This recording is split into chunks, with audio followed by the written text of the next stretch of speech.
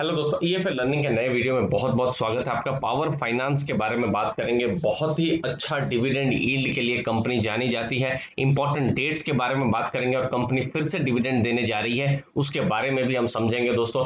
Power finance corporation जो है वो गवर्नमेंट का पीएसयू है। शेयर के बारे में समझेंगे, बिजनेस के बारे में समझेंगे दोस्तों, क्या काम करती है। तो इंपॉर्टेंट इंफॉर्मेशन जो इन्वेस्टर्स को पता होनी चाहिए, ये सब चीजें दोस्तों इस वीडियो में डिस्कस करेंगे दोस्तों। जून 15 को नोट करके रखिए, मंगलवार का दिन है। आप क्योंकि क्वार्टर के रिजल्ट और फाइनल रिजल्ट आने वाले हैं पावर फाइनेंस कॉर्पोरेशन के। जब हम डिविडेंड की बात करते हैं तो ऑलरेडी एक डिविडेंड मार्च के महीने में एक्स डिविडेंड डेट थी, एक डिविडेंड 8 रुपए का ऑलरेडी डिक्लेयर हो चुका है। अब देखिए, शेयर प्राइस है 130 रुपए का, तो आराम से ये 6% डिविडेंड यील्ड तो दे ही रहा है। तो ये जो अभी जो डिविडेंड अनाउंस होगा इसकी एक्सपेक्टेशन भी नहीं थी, क्योंकि 6% का ऑलरेडी डिविडेंड मिल चुका है। लेकिन जो भी डिविडेंड आ रहा है एक तरीके से डिविडेंड भी एक तरीके से एक अच्छी चीज है, आना ही चाहिए। अब देखिए, पिछले साल की बात करें तो 9.5 रुपए 9 रुपए 50 पैसे का डिविडेंड पावर फाइनेंस ने दिया था, जो कि 7% से ऊपर का। अभी स्टॉक प्राइस 130 है, लेकिन बहुत समय तक मैंने देखा था पिछले साल स्टॉक 100 110 20 के लेवल पर ही था। तो डिविडेंड यील्ड अच्छी बन जाती है जिन्होंने कम लेवल पर एंट्री की है। तो डिविडेंड यील्ड अच्छी है, लेकिन रिस्क भी है बिजनेस में। क्योंकि देखिए, ये जो डिविडेंड है 7 रुपए 80 पैसे का, दो डिविडेंड आए थे 6 रुपए और 1 रुपए 80 पैसे के 2017-18 में। लेकिन फिर 2 साल कोई डिविडेंड नहीं आया था। थोड़ी देर बाद जब ये वीडियो आगे बढ़ता जाएगा वो भी मैं आपको समझाऊंगा कि क्यों 2 साल डिविडेंड नहीं आया था। तो इसीलिए ऐसा नहीं है कि हर साल डिविडेंड आएगा, लेकिन जिस दिन डिविडेंड आता है, जिस साल डिविडेंड आता है, जबरदस्त डिविडेंड पावर फाइनेंस का आता है दोस्तों। पावर सेक्टर के लिए ये लीडिंग फाइनेंशियर है। तो दोस्तों, पावर सेक्टर थोड़ा सा स्ट्रेस में पूरे भारत में है, डिस्कॉम्स के इश्यू है, पेमेंट नहीं मिलते हैं। तो पावर सेक्टर के लिए ये लीडिंग फाइनेंशियर है, गवर्नमेंट ओन्ड है, ये नवरत्न कंपनी है। और इसकी जो सब्सिडियरी है वो आरईसी है। आरईसी का भी परफॉर्मेंस अच्छा हो रहा है, जो हमने पिछले वीडियोस में देखा था। धीरे धीरे उनका भी परफॉर्मेंस अच्छा हो रहा है। की फाइनेंशियल पार्टनर है, मतलब गवर्नमेंट ऐसा नहीं है कि कल की तारीख में पावर फाइनेंस को डिसइन्वेस्टमेंट कर दे, क्योंकि पीएफसी एक बहुत ही स्ट्रेटेजिक कंपनी है गवर्नमेंट के लिए। रेटिंग बहुत ही स्ट्रांग है, AAA की रेटिंग है, लार्जेस्ट पावर सेक्टर में सबसे बड़ा ग्रुप है भारत की बात करें, और फॉर्च्यून 500 इंडिया में 33 नंबर पर है। ये सब कुछ इंपॉर्टेंट चीज है। हम ऐसे ही दोस्तों स्निपेट्स, न्यूज, इंफॉर्मेशन, एनालिसिस लाते रहते हैं। आप हमारे टेलीग्राम ग्रुप को भी ज्वाइन कर सकते हैं। पावर फाइनेंस कॉर्पोरेशन की जब हम सब्सिडियरी की बात करें तो आरईसी बड़ी सब्सिडियरी है, और पीएफसी कंसल्टिंग। इसके जो एसोसिएट्स हैं वो है अल्ट्रा मेगा पावर प्रोजेक्ट्स है, और एनर्जी एफिशिएंसी सर्विस लिमिटेड जो है उनके साथ इनका जॉइंट वेंचर भी है। और ये क्या करती है? ये लोन देती है दोस्तों।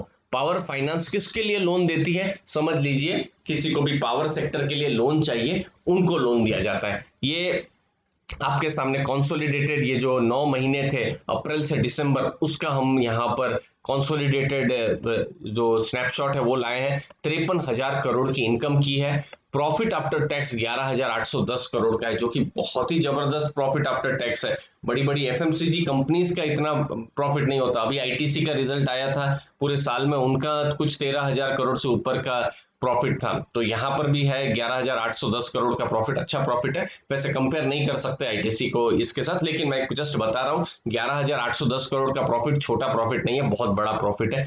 लोन एसेट 7.2 लाख करोड़ के हैं। नेट वर्थ अगर आप देखेंगे तो 80,000 करोड़ की है। हाँ, प्रॉब्लम कहां पर हुई है? Gross NPA, net NPA. Gross NPA 5.48 है, मतलब बहुत पैसे को मिले नहीं है। नेट एनपीए 2.12% है। लेकिन ये जो ग्राफ है नीचे की तरफ आ रहा है, जो थोड़ा सा इन्वेस्टर्स को थोड़ा सा एक कंफर्ट देता है। अब देखिए, ये है कंसोलिडेटेड रिजल्ट। ये पूरे 9 महीने अप्रैल से दिसंबर 2019 के और अप्रैल से दिसंबर 2020 के, तो सब चीजें अच्छी हो रही है। ये देखिए, करोड़ में आंकड़े हैं। 45,586 करोड़ से इनकम बढ़कर 53,000 करोड़ से ऊपर हो गई। एक्सपेंसेस भी थोड़े से बढ़ गए हैं। नेट इंटरेस्ट इनकम देखें तो 15,000 करोड़ से 19,678 करोड़ हो गई है। प्रॉफिट भी आप देखिए 8,784 करोड़ से 11,810 करोड़। तो हम देख पा रहे हैं कि पेंडेमिक वाले साल में भी इनके जो 9 महीने के जो रिजल्ट्स थे वो बहुत ही अच्छे थे।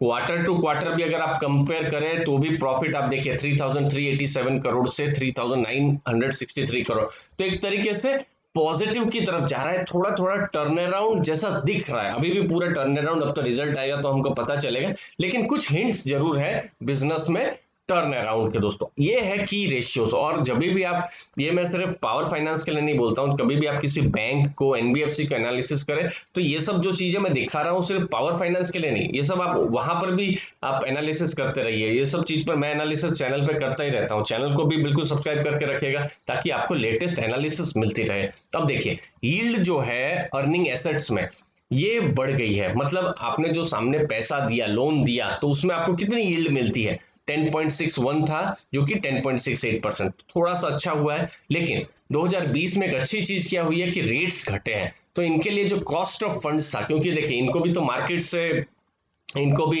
ये एनसीडी लाते हैं, टैक्सेबल बॉन्ड्स लाते हैं, नॉन टैक्सेबल बॉन्ड्स लाते हैं, अलग अलग इनके जो भी है कॉस्ट ऑफ फंड्स जो है ये इनके कम हुए 7.82 से 7.5% के थोड़ा ऊपर, तो पैसा इनको कम रेट में मिल रहा है, यील्ड थोड़ी सी बढ़ रही है, तो ये तो बहुत अच्छी चीज है। तो इनका इंटरेस्ट स्प्रेड भी जो है वो थोड़ा बढ़ जा रहा है। नेट इंटरेस्ट मार्जिन आप देख सकते हैं 3.67% का, जो कि मुझे लगता है बहुत ही स्ट्रांग है। क्वार्टर 3 2020 में 3.28 था नेट इंटरेस्ट मार्जिन, जो कि 3.60।